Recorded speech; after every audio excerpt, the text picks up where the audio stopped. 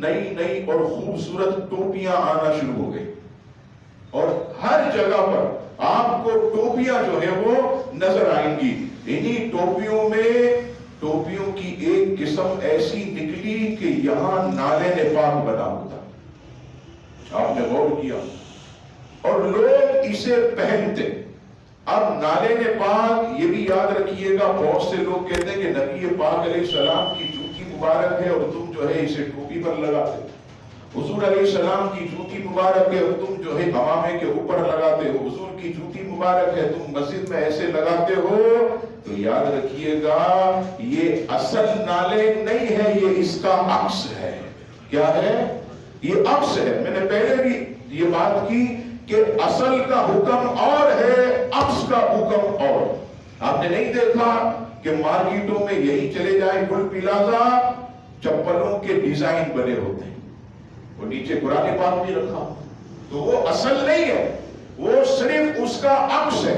ایسا تھوڑی ہے کہ چپل والے نے اوپر چپل لگا دیا نیچے قرآن پاک رکھ دیا، یہ اوپر چپل لگا دیا نیچے تختی لگا دی اللہ کے نام کی، نہیں، اصل اور عکس کا حکم الگ ہے۔ اب آئیے، یہ نبی پاک علیہ السلام کی نالین کا عکس ہے، اور حضور علیہ السلام کی نالین کا عکس بھی ہمارے لیے باعث ادب اور احترام اور تعظیم۔ اب آئیے، یہ جو ٹوپیاں نکلی، اس کو ایسے جو ہے وہ نالے پاک لگا ہوتا ہے، اب جب سجدے میں جاتے ہیں تو نالے پاک زمین پر ہے۔ یاد رکھیے گا یہ بے ادبی کے زمرے میں آئے گا۔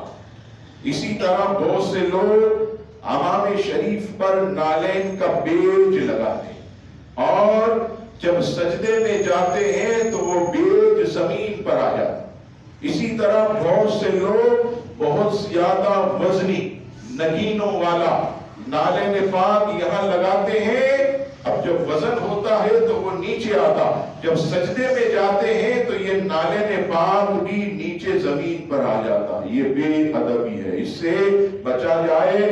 اور یہ نالین والی ٹوپیاں پہن کر بیت الخلا جانا بھی بے ادبی ہے، بیت الخلا بھی نہیں جا سکتے، کیونکہ نبی پاک علیہ السلام کے نالین کا یہ عکس ہے۔ اور عزیزان گرامی، اس کا ادب اور اس کی تعظیم ہم سب پر جو ہے وہ ضروری ہے، لہذا کوشش کرے کہ سادی ٹوپیاں پہنے۔ ہاں، اگر کوئی صرف محفل میں پہن لے، کوئی اگر صرف محفل میں پہن لے کہ بھئی گھر سے آیا محفل میں اور محفل سے جو ہے وہ اپنے گھر چلا گیا، کوئی نماز کے لیے نہ گیا، کوئی بیت الخلا کے لیے نہ گیا، تو ایسا شخص جو ہے وہ ایسی ٹوپی پہن سکتا ہے، لیکن نمازی حضرات کو چاہیے کہ وہ نالین پاک والی ٹوپیاں پہننے سے پرہیز کریں، یہ زمین پر آتا ہے، بے ادبی ہوتی ہے۔ اللہ تبارک و تعالی ہم سب کو نبی پاک علیہ السلام کی نسبتوں کا احترام کرنے کی توفیق عطا فرمائے، آمین۔